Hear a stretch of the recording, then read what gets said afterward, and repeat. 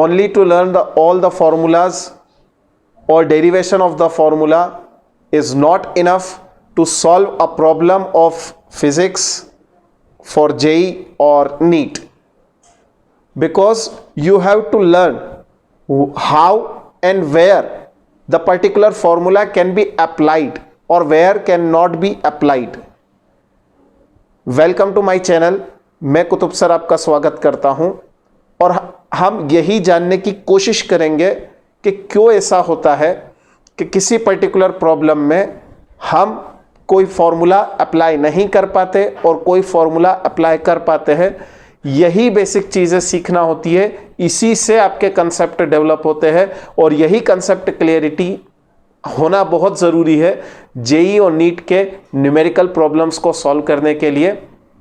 अब ध्यान से मैं एक एग्जांपल आपको समझाने की कोशिश करता हूं।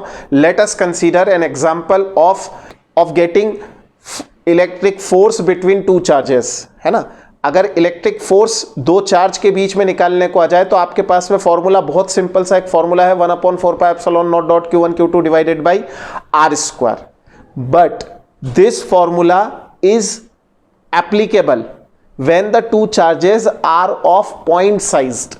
अब ये तो बुक में लिखा है कि पॉइंट साइज के चार्ज होने चाहिए, तभी आप ये फॉर्मूला अप्लाई कर सकते हैं।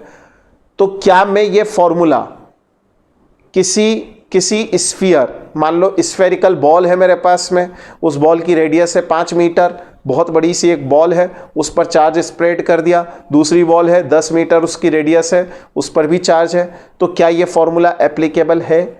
यस और नो, इसके दोनों आंसर सही है। आपको पता करना पड़ेगा कि इन दोनों स्फीयर के बीच का सेपरेशन कितना है। अगर सेपरेशन बहुत ज़्यादा है तो ये फॉर्मूला एप्लीकेबल है, और अगर सेपरेशन बहुत कम है तो ये फॉर्मूला एप्लीकेबल नहीं है। बस इसी कंसेप्ट क्लियरिटी के साथ में हमारे पॉजिट्रॉन साइंस क्लासेस ऐप में पढ़ाया जाता है।